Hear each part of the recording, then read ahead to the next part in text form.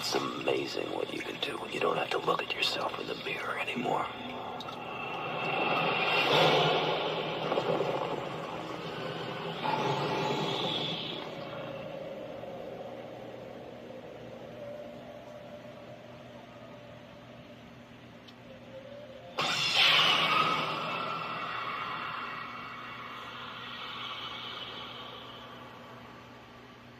See, Sony did the R-rated Invisible Man before Universal did 20 years prior to this. I mean, you know, Sony, I talked about it before, Sony pretty much did the Dark Universe better before Universal tried to do it with their movies, because, think about it, Bram Stoker's Dracula, Wolf, Mary Shelley's Frankenstein, Hollow Man, they did that much better than anything that Universal could have done. I mean, they screwed up with one movie, the Tom Cruise Mummy, and Sony did it way better before they did it, but I digress here.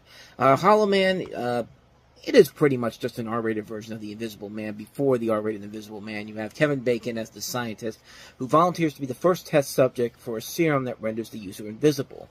When his fellow scientists are unable to restore him back to normal, he becomes increasingly unstable and eventually goes on a killing spree.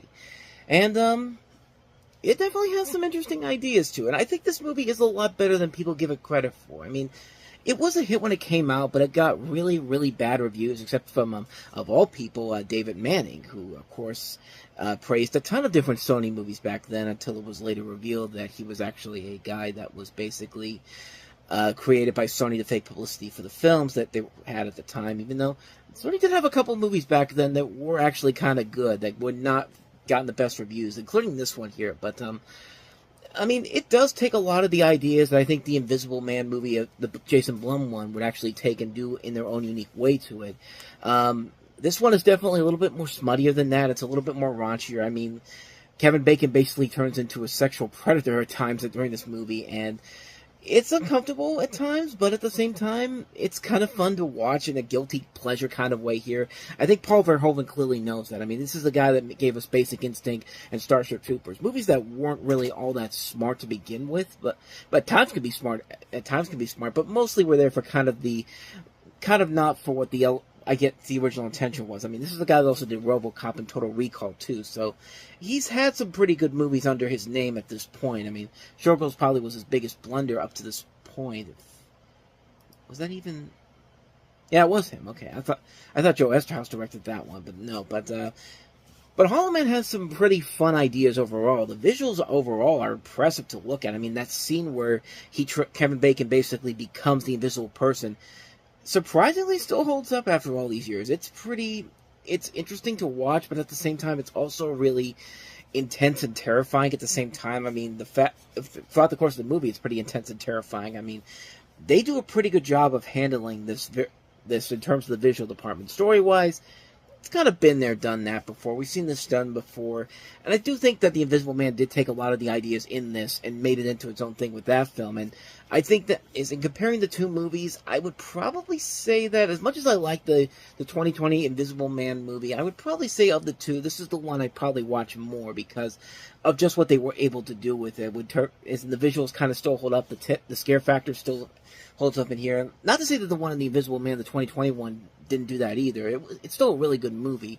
I do recommend checking that one out, but in comparing the two, I would probably take this one over the original that Invisible Man movie. Just barely, though. I mean, they're both not great films, but they're fun movies to watch in terms of what they do with the story and what they do with the idea here.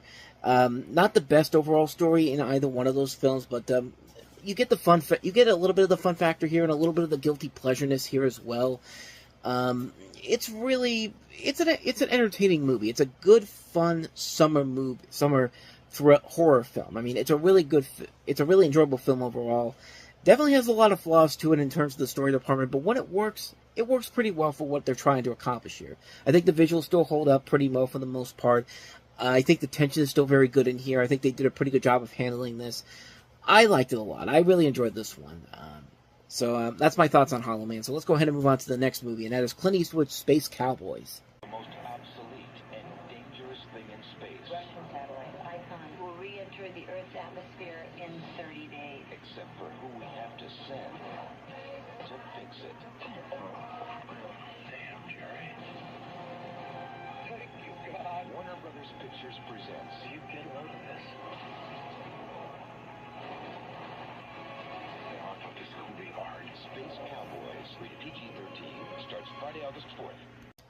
So fun fact about this one actually made the most money out of all the movies that came out on this weekend, even though it opened right in the middle of the pack. This is the one that still held up. It had the legs going forward, and went on to become the biggest success out of all three films that came out this weekend, grossing double its budget of $60 million to about $130 million. And you have Clint Eastwood, Tommy Lee Jones, Donald Sutherland, and James Garner as four older ex-test pilots who are sent into space to repair an old Soviet satellite. I actually did go to see this movie when I was 11 years old. My dad took me, my sister to this when we had the movie theater down the street here, and I remember enjoying it for the most part, but I never really went back to watching it full until maybe a couple of years ago, just to see if it held up after all these years. And I gotta say, man, even though the story very much is a very generic storyline, it does manage to do enough to really say, you know what? This definitely deserves an end. This is what I think of when I think of a really good Clint Eastwood movie. I mean, this is what you expect from a older Clint Eastwood film. He's not doing anything too much in this compared to some of his work that he's done recently. Like, a lot of his movies recently have not been that great, like Richard Jewell and The Mule. I don't think were great. The Mule and Cry Macho, I think, was another one that I thought was. None of them were really bad per se, but they just really didn't. It just really had the ebb and flow of some of Eastwood's best works. And I think this is definitely up there with one of Eastwood's best works overall. Again, kind of like with Hollow Man, the story really isn't anything too special or unique, but it just works because of the camaraderie between the four stars here. Eastwood, Tommy Lee Jones, Donald Sutherland, and James Garner, I think, work off each other very well. Another movie with William Devane in it. He was in Hollow Man, too. And you also have Lauren Dean, Courtney B. Vance, James Cromwell, Marcia Gay Harden. Solid cast overall here. I really enjoy this one a lot. I think it does definitely hold up after all these years. I think it is a solidly made film. It doesn't really do a whole lot in terms of story, anything unique or groundbreaking overall, but when it works pretty well. I think it does a really good job of telling the story, and you do get really invested with the characters involved in here. I think the visuals also are very good too. It's another movie that I'd say it's a good fun film. It's a good film that works to Clint Eastwood's advantages. I think it works to all these actors' advantages. It works really well. I do recommend checking it out. So, my thoughts on that one on Space Cowboys. Let's go ahead and move on to our last movie, and that is Coyote Ugly. Women of Coyote Ugly, the boss. The dreamer. Just to get you started. The law. The heartbreaker. The flame. Shake it! Coyote Ugly. What do you want? 3:30 in the morning. I want what every man wants. Breakfast. Rated PG-13. Starts everywhere August 4th, the hottest day of the year. So, Coyote Ugly basically it's a romantic comedy about a girl in her early 20s named Violet Sanford, played by Piper Perabo, who goes to New York City to pursue her dream of becoming a songwriter, and Violet gets a day job at as a barmaid at a nightclub called Coyote Ugly. Coyote Ugly is the city's newest hotspot, where the employees are a team of sexy, resourceful women that provoke the clientele impressed with their mischief. Mischief being that they're dancing around, making the bars here. It's basically kind of a female equivalent to something like Cocktail. And I guess Disney saw how successful Cocktail was and said, you know, let's do it again, but this time let's put these ladies involved in here. And a good cast overall here. Piper Perabo is in this movie. You also have Maria Bello, Melanie Linsky, John Goodman, Tyra Banks, Bridget Moynihan, Isabella Miko, Adam Garcia.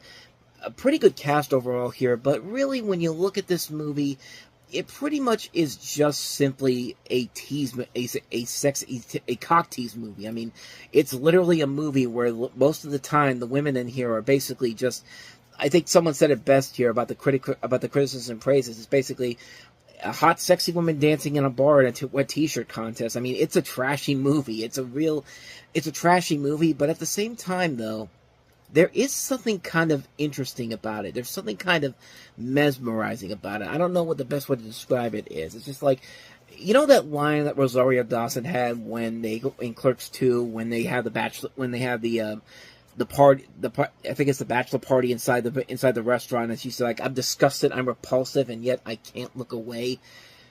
some people might look at this and say that's exactly what this movie is kind of being. I mean, it's certainly not a disgusting movie, but it is a pretty straightforward film. I mean, it's a movie that's basically a TNA film, but at the same time, there's nothing really all that bad about it per se. There's something about it that just, you know, you get so invested. You're watching this, and sorry about that. I had something in my eye there for a second there, but lost my train of thought. But it's a weird movie. I'll give it that. It's a film that should not work. It's a film that's kind of like, it doesn't have a really good storyline overall, but there's just something about it that you just keep watching it, and all of a sudden you're just mesmerized by it. I don't know if it's because I'm a guy, and you know, they're throwing, you know, TNA on the screen, and I'm just kind of like, okay, I'm along for the ride here. But I don't know if that's the case per se, but it's just something that's kind of interesting to me. Like, I don't know what it is. I can't really put my mind to it on why I don't hate this movie. I don't like it, but it's one of those movies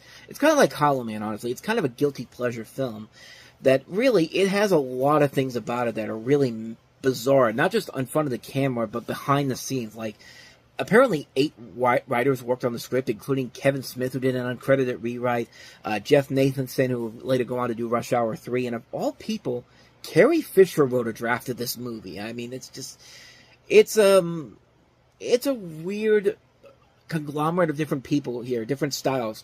You have Kevin Smith and then Carrie Fisher working on a movie like this, and it's a weird concept. I mean, but you know, it's kind of a weird thing. Like, I think the movie obviously knows what it's trying to go for here, and I think because of that, you kind of go along with the ride for it. I mean, we have a lot of movies similar to this come out around the same time. You know, a couple weeks from now, we're going to be talking about Bring It On, which is a film that really should not be something I would normally go and see, but it's a movie that I see, and it's just kind of like, you know, this movie has a lot more to it than I could have ever thought it was. But the differences between that movie and this movie is that Bring It On actually has elements about it that are actually kind of good at the same time. In here, not so much. I mean, it's a weird movie to really put my finger around here. I shouldn't like it. I think it's a really badly written storyline, but it just works. It works on the levels that they're trying to put out here. I mean, I can't really say it's a great movie per se, but I can honestly say that it's a fun movie. It's a guilty pleasure film, to say the least. And I think a lot of people have the right to criticize it for what it did, but at the same time, the film kind of knows what you're going in for, and I can't really say it's a bad film, but I can't really say it's a good film either. Like I said, it's a guilty pleasure film, so yeah, not a good film, but not a bad film either. It's definitely one of those guilty pleasure films. I'll give it that. So that's my thoughts on Coyote Ugly. The players' strike became official at 4 p.m. Eastern Time. We're going to finish the season anyway. We're going to use replacement players. They've all played football somewhere. Not all of them in the pros, but they all have something unique to bring to the game. Hey, Scab! I don't want to. 1, 2, 3. Thanks, guys. Hey, Falco! You're not even a has-been. You're a never was! We're going to take those people and try to put together a winning team. Nothing else. They should be fun to watch. At first, I admit I was afraid. I was petrified. You were petrified? Thinking I can never live without you by my side. The Lord is by your side. And then I spent so many nights thinking how you did me wrong. And I grew strong. You know I hate this damn song. I learned how to get along and so you back. Cheese lips. Come on,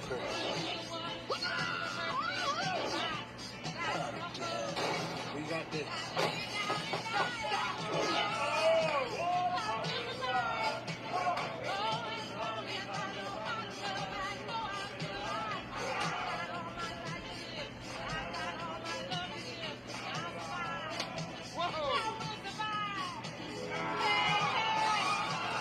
What do you do here, John? You go for it, Pat. You have to. But Falco's been shut down by this defense all afternoon. All it takes is one big play to get him back in the ballgame. And here goes Falco. Falco scores! I wish I could say something that was classy and inspirational, but that just wouldn't be our style. Man heels, chicks dig stars, glory. Last forever. Get me the ball. Get me the ball. Are you gonna give me the ball? I'll get you the ball! I hope he didn't kill somebody. The football is like a one-man cold to Clifford Franklin. Clifford Franklin only one catching it. Clifford Franklin only one coming down with it.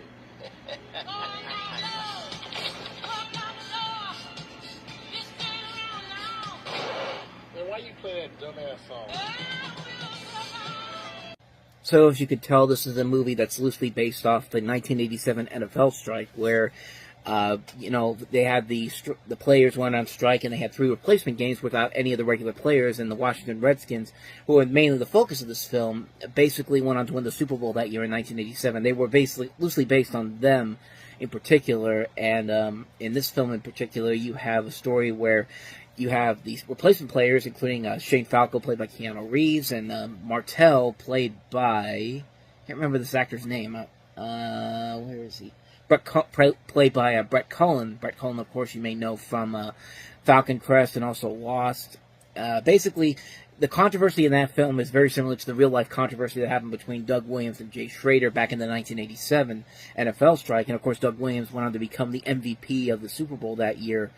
And became the first black quarterback to win a Super Bowl for a professional football team, if I'm not mistaken.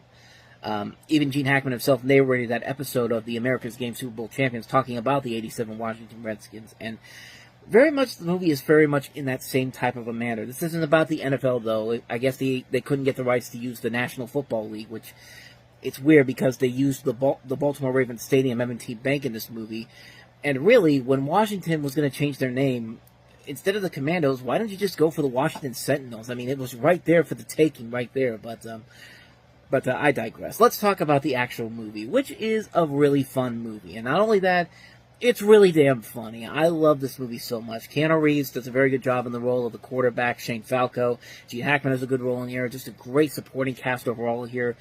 Brooke Langdon, who I thought for a second actually was a cheerleader for the Dallas Cowboys, because there have been some Dallas Cowboys cheerleaders that have actually gone on to become professional actresses in their own rights, most notably Sarah Shahi, who went on to go on to star in Fairly Legal, as well as Melissa Rycroft, who won The Bachelor in season 13 and went on to also be on Dancing with the Stars. There's also been a couple of other people from The Bachelor and Dancing with the Stars as cheerleaders. I thought Brooke Langdon was one of those people, but no, she was an actress all the way in the beginning of her career. Not only her, but Reese Ifans, Jon Favreau, Faison Love, Orlando Jones, Jack Warden's in this movie. It's actually the last film he would star in before his death. But David Dedham from The Office is in here as well. Even you see John Madden and Pat Summerall in there. They got a really good cast here, and the funny moments in this movie are well earned. There's a lot of really good funny moments all throughout the course of the film. It's silly. It knows it's silly. It knows it's having a ton of fun. It's very formulaic in terms of the stories. I mean, it's kind of like the same story we've seen, the underdog sports story, but at the same time, it really is a lot of fun. They really know how to make you have a good time with this. The humor's great. The writing overall is top-notch. The cast is great. It's just a really good, fun sports movie. I love watching this movie every once in a while. It's one of my favorite football movies, honestly. It's the one I always go back to. It's a classic. I love this movie so much. If you haven't seen The Replacements, by all means, do yourself a favor. Definitely check it out. So, with that said, let's go ahead and move on to our next movie, and that is Richard Gere and Winona Ryder in Autumn in New York. If you've been waiting all summer for romance at the movies, the wait is over. Who is this? Guess. This weekend, MGM invites you The perfect 10! Yes!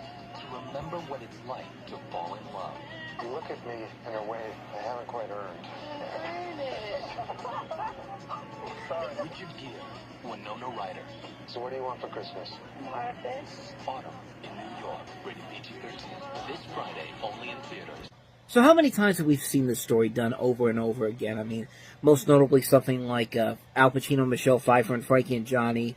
So many other ones I could name. I could literally run down a list here, and we'd be taking up so much time by talking about it. But we really don't need to delve into this too much. I mean, basically, you have a story about a successful middle-aged restaurateur and womanizer played by Richard Gere, who falls in love with this woman played by Winona Ryder, who's terminally ill. And this is actually directed by Joan Chen, who was an actress you may be familiar with. She was in the Joy Luck Club. She was in other stuff like Sidekick. She's been in some stuff that you may have seen before. This is written by Alison Burnett, who has written some stuff that we've talked about on the we haven't really talked about a whole lot, but this was one of the first movies she ever wrote. She would go on to write stuff like Feast of Love, Resurrecting the Champ, Untraceable, the remake of Fame. She actually wrote the 4th installment of the Underworld series, Awakening. She's written some stuff. I never said it was good stuff, but it was stuff nonetheless, and this film really just doesn't look like anything like any other romantic comedy that has the same kind of concept here. I mean, Richard Gere has done a ton of these movies where he's with somebody who's clearly younger than he is, and it's just, there's nothing new about this movie that makes it worth it. I mean, I guess the chemistry between Gere and Ryder isn't terrible. It's not the best, but it's not the worst either. It's just a film that really doesn't do anything to really give you something in the end. Like, it's just another generic, melodramatic, romantic comedy, and it's not even a very good one, despite the good cast that it has here. You know, you got Gere and Ryder, also Anthony LaPaglia, Eileen Stritch, Vera Farmiga, Sherry Stringfield. Good cast overall here, but just not enough to really carry the film overall. There's literally nothing about this movie that's worth it when it's all said and done. And it really just, it just doesn't come together in the end. It's just kind of a waste of time, honestly. And it's one of those movies that you look at, how did you spend $65 million on this? Because somebody else could have made this movie for a fraction of that price, and it probably would have been a much better movie in general. But this, no, this is just not a good movie. And this was back when MGM was kind of struggling in terms of making money overall. I mean, Francis Ford Coppola was running the studio, I think, for a little bit before he eventually bowed out of here. But it was just kind of like, it's not worth it in the end. It's not a good movie. It's a real melodramatic mess. Just avoid that one like the plague. And you can avoid our last movie, too, because it's not very good either. It's Kim Basinger and Christina Ricci in Bless the Child.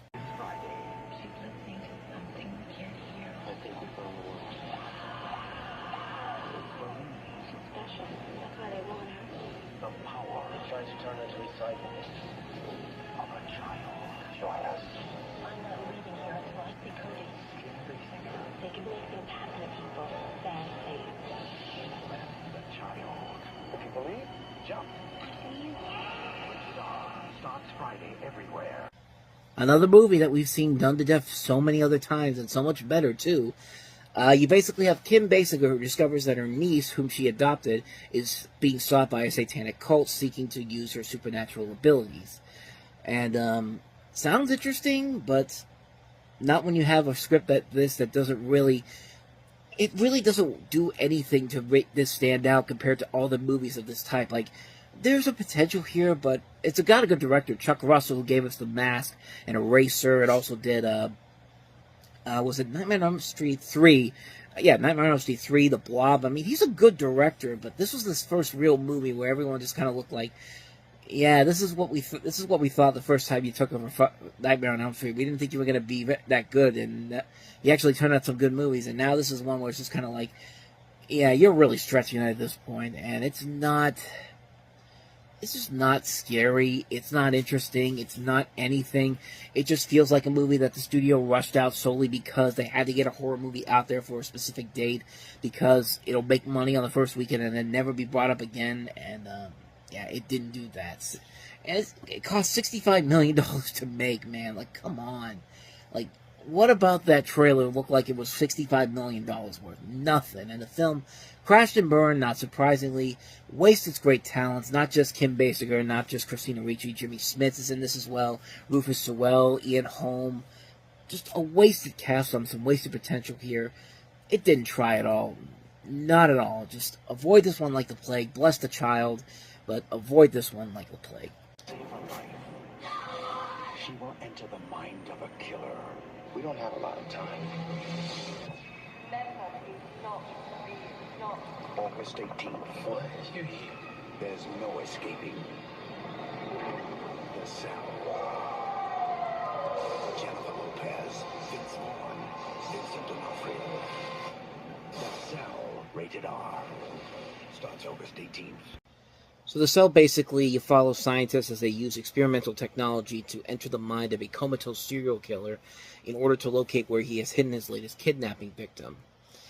And, you know, This is one of those movies that really has potential to possibly be something entertaining, not even enjoyable, something entertaining on the lines of something like a mix of Silence of the Lambs meets Dune, but nope.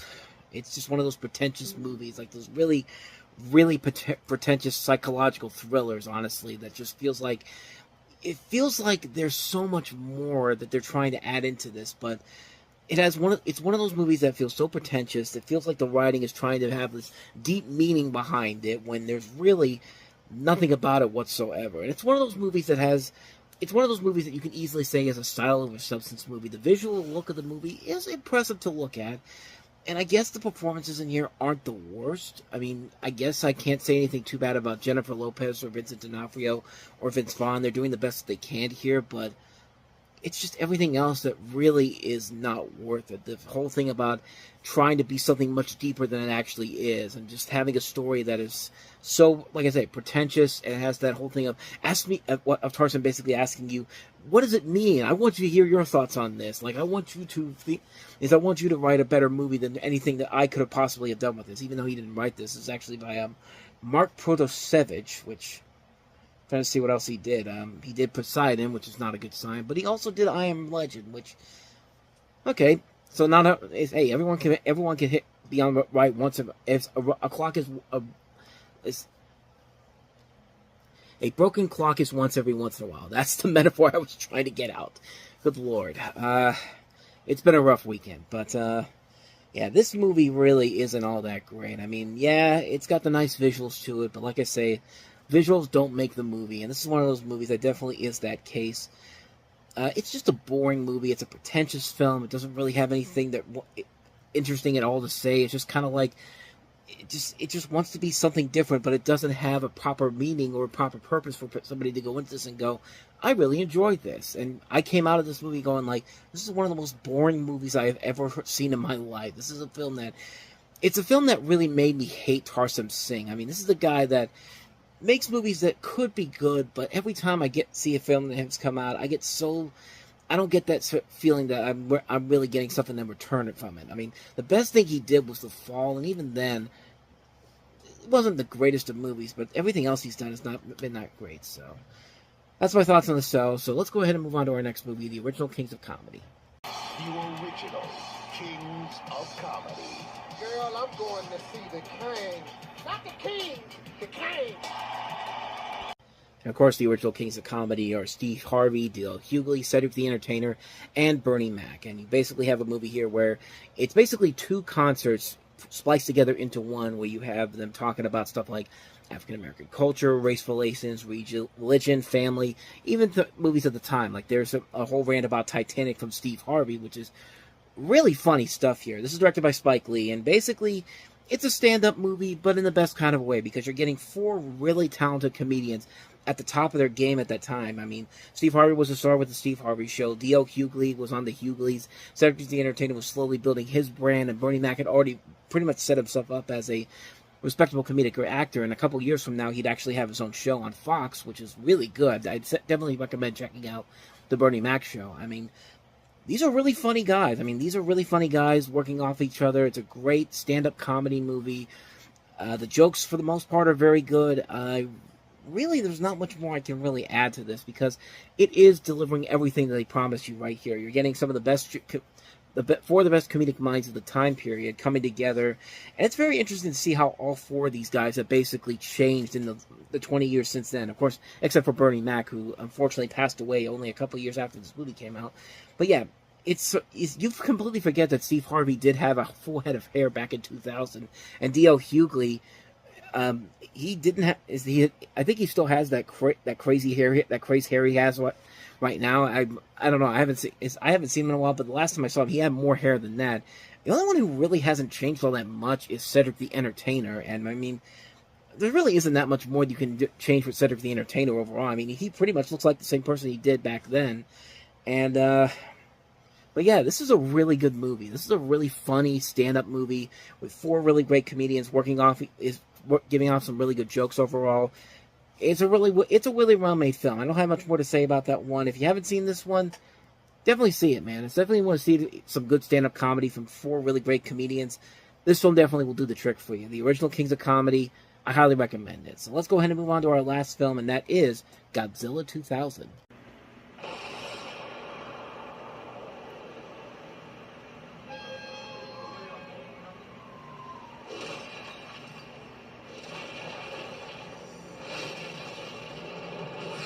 His power is unequaled. His battles are legendary. His return is near. This could be the end of civilization. Get ready I've spotted him. for the 23rd big screen appearance of the world's biggest star.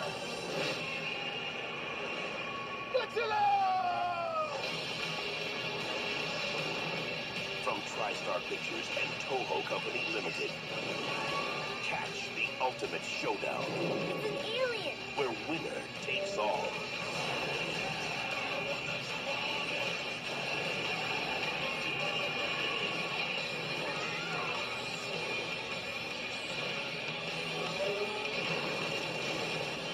Godzilla 2000. If you can't take the heat, Run.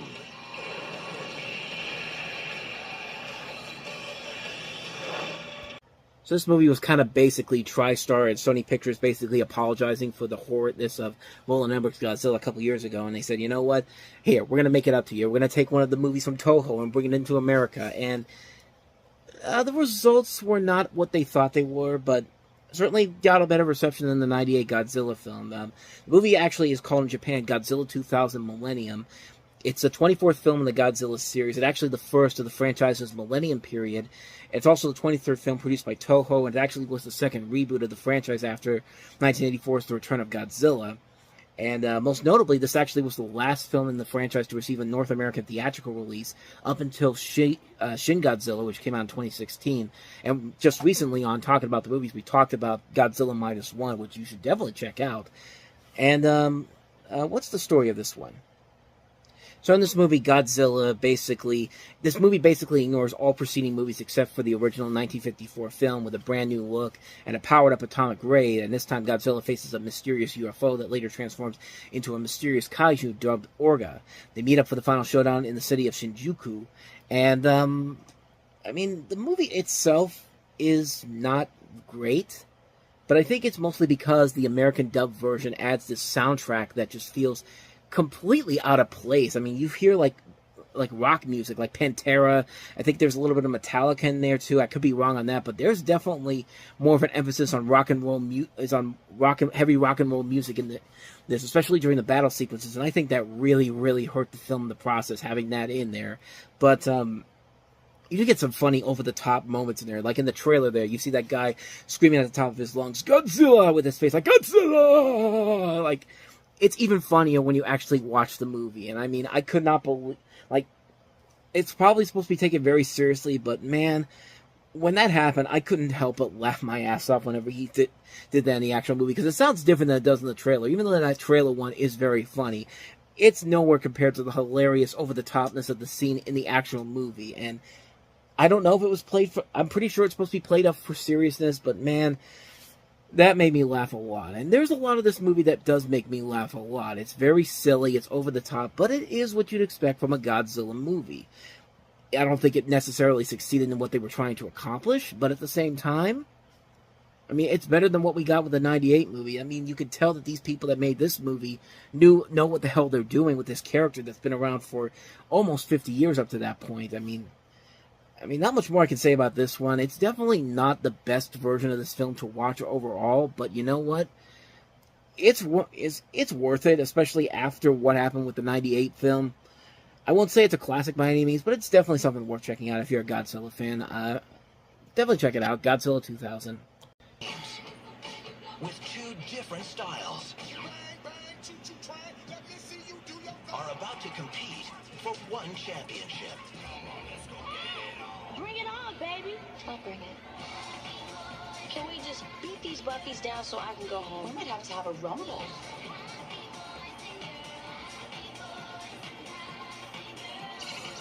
Bring it on. I mean, the premise is pretty much as simple as you can get. You have two high school cheerleading teams preparing for a national competition, and you have Kirsten Dunst leading one of them and Gabrielle Union leading the other one. This is one of those movies that really should be about as cookie cutter as you get. It's a cheerleading movie. It should not be anything more except for the teens, the teen girls that go into this. You take a date to this on a date night, and then you completely forget about it until many years later when you're nostalgic and looking back on what it is. That's what this movie should have been. However, this is surprisingly one of the more enjoyable comedies I've seen in a long, long time. I mean, it's a movie that really is, it seems like it's aimed for one specific audience, but it finds a way to expand to a wide, wide audience and make for one of the funniest, most enjoyable movies I've seen in a long, long time. And I think it's mostly because of two things. One, a great cast. You got Kirsten Dunst pretty much showing her range as a comedic actress overall in this. I mean, she shows a lot of that range in this film. And this was kind of the movie that made people realize, okay, this is actually somebody that we really should be watching out for in the next couple of years. I mean, you also have Elijah Dushku, who was on Buffy the Vampire Slayer at this time, Jesse Bradford, who would later go on to star in stuff like Clock Stoppers and Slim Fan, Gabrielle Union, who's a really great actress. It's that the cast of this is just really, really fun to watch. And two, it really feels like a movie that's combining two really good 90s movies. Clueless meets Strictly Ballroom. In fact, that's what they sold it as. Clueless meets Strictly Ballroom. But it also kind of feels like a film that was written with more of an edge for everybody to really enjoy this. I mean, this is a film that really... I mean, it's really a film that feels much more than they're selling you. It's not just a movie made specifically for a specific audience. It's a movie that you can really come into, even if you're not a big cheerleading person, and get so invested in what's going on because of what they're able to do here. I mean, this is about as close to a movie on the level of an American Pie without being an American Pie rated R movie as you can get. I mean, it's a really fun movie, and it works that you have two really good minds here working here. Jessica Bendinger, who does a pretty good job of handling the script pretty well, and Peyton Reed, who of course went on to become a great director in his own right, directing stuff like Down with Love that came after this, The Breakup, and most recently the Ant-Man movies. Most of the Ant-Man movies are pretty good, with the exception of Quantumania, but even then, it's not a terrible movie by any means. But at the same time, though, this is just a lot of great pieces coming together and making for one of the more fun, enjoyable experiences. We talked about how Coyote Ugly, I feel like, was trying to be one of those a movie like this. But this is a movie that knows how to do it well and to be entertaining throughout the course of the movie, with not feeling like you don't know how you should feel about it. Like, if you don't really like the movie or do you really enjoy the movie, this one knows exactly what it's doing. And I gotta say, man, it's great. It's a really fun movie that really comes out of nowhere and really does give you everything that you expect, but even more than that. I mean, it's a really good, fun movie. If you haven't seen Bring It On, definitely check it out. It's one of those big surprises that you will not see coming, and you will find yourself really enjoying it. I know I was one of those ones that really came into it thinking it was just going to be another pretty mediocre cheerleading movie, but it goes to another level that I did not see coming, and really, I think it works best because of that. It's a movie that definitely is worth a watch. If you have not seen Bring It On, definitely check it out, because you will not be disappointed by it. So with that said, on to our next movie, and that is Wesley Snipes in The Art of War. Used to secure peace. I don't believe we've met. We still haven't, sir. But now, The ambassador's been murdered. he's in the middle of a war. I've been set up. He never started. Someone on the inside wants me dead. Wesley Snipes. The Art of War. So you have a story here where Wesley Snipes plays this operative for the United Nations Covert Dirty Trick Squad, using espionage and quasi-ethical tactics to secure peace and cooperation. When a shipping container full of dead Vietnamese refugees turns up on the docks and China's ambassador is gunned down at a dinner celebrating a new trade agreement with China and the U.S., he's framed for murder and must evade the FBI and triad gangsters to find out what is really going on. And of course, the title of this movie is based off of Sun Tzu's best well-known book of The Art of War.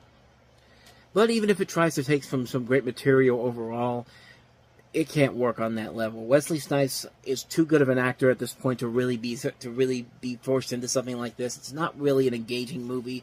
It's not entertaining by any means. It's got also a really good talented supporting cast. I mean, Donald Sutherland, Maury Chaykin, Ann Archer, Kerry Hayuku Tagawa, James Hong as well. just a lot of good talent overall here. And supposedly this was written originally for Jet Li, and I think Jet Li probably could have made this work a whole lot better than Wesley Snipes. This was kind of at the point where Wesley Snipes' career was kind of taking that nosedive. I mean, granted he was still finding success with the Blade movies, but he wasn't making those smash hits that he were like early in his career, like Passenger 57 or what's another one, Rising Sun, or why do I keep thinking I'm missing one? Demolition Man, that's another one. U.S. Marshals. I mean, this was kind of still where he was still a pretty well-known action star, and this was, I think, kind of the first movie to see the slowly but surely decline of his career after this point. But yeah, kind of a disappointment, honestly. You expect a whole lot more, considering that Snipes was involved in here, but apparently it was successful enough to make sequels for direct-to-video sequels, but still. But I digress. But other than that, though, yeah, The Art of War, not really worth it in the end. So let's go ahead and wrap it up with our last film we have here, the comedy The Crew. I want you to whack somebody. When they see one, The Crew is the comedy caper of the year. Goodfellas meets grumpy old men. Let's get lucky. Don't miss the comedy you can't refuse. Okay, honey, I'm all ready for you. You're ready for me? The Crew Look, lady, special orders. Do upset us. starts this Friday. So the premise here is that you have 4 former made men, played by Burt Reynolds, Richard Dreyfuss, Dan Hedaya, and Seymour Cassell, who struggle to get by in a rundown Miami hotel. They come up with a plot to drive out all the young tenants that are slowly taking over the beachfront hotel and driving up their rent. They take on a man that was found dead on the beach. They arrange what appears to be a mob hit and provide a note saying that more killings are to occur. Unfortunately, the old man they use turns out to be the senile father of a drug lord. The drug lord then decides to declare war on the kills of the father, thinking it was an action of his enemies. A stripper, played by Jennifer Tilly, learns of the old man's involvement and threatens to squeal on them unless they kill her stepmother, played by Lainey Kazan. Meanwhile, one man's search for his long-lost daughter, who is the investigative police officer, played by Carrie Ann Moss, tries to divest herself from her crumb fellow officer, played by Jeremy Piven, who's also his former boyfriend. In fact, I'm literally looking at the IMDb page. The first bit of trivia it says on here, this is no joke. Here, I'll show you right here, just to show you what I'm talking about. Yeah, it says, Jeremy Piven shared his thoughts about sucking Carrie Ann Moss's toes for one scene in the movie as follows. The question I'm asked the most is, what's it like sucking Carrie Ann's toes? It was tremendous. She has exquisite toes. Her feet were primed for the Matrix from a year of bouncing on them. We definitely nailed it in 8 takes that I asked for an extra one just in case. That is literally the first bit of trivia that's on the IMDb page, and, I've got nothing. Let's just talk about this movie as a whole and get away from that. I just literally saw that when I was reading the synopsis there. But I will say this, though. This is probably the best thing this director has ever done, because this is the same director that did the infamous Hot to Trot. And I like this movie, man. I remember I went to see this movie when I was 11 years old. Something about it just really drew me into it. I think it was because one of the guys was Charlie from All Dogs Go to Heaven, and that's probably that was Burt Reynolds, of course.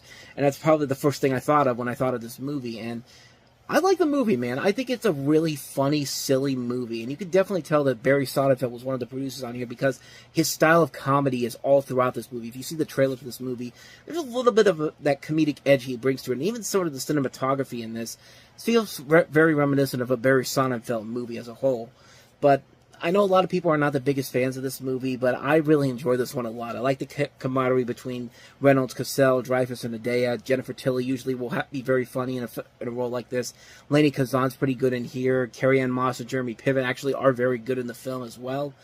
I mean, the movie knows it's not supposed to take itself too seriously, and I think the movie really works because of that. You do really buy into the chemistry of these 4 guys as a whole, and you really do get invested in what's going on. I think it is a very funny, silly movie. It knows it's ridiculous. It knows it's silly. It's just a ton of fun. I really enjoy this movie a whole lot. Not a lot of people do, I realize that, but I could kind of consider this kind of a guilty pleasure film, and it's, you know, we also had Space Cowboys around the same time. And if you would ask me which one was the better film, obviously I'm going to say the Space Cowboys was a better film, but there's more to it that actually works in that film. But this is still pretty good. I definitely do like this one. I think if you like a good, silly, fun, over-the-top movie, you can definitely enjoy The Crew. I do recommend it.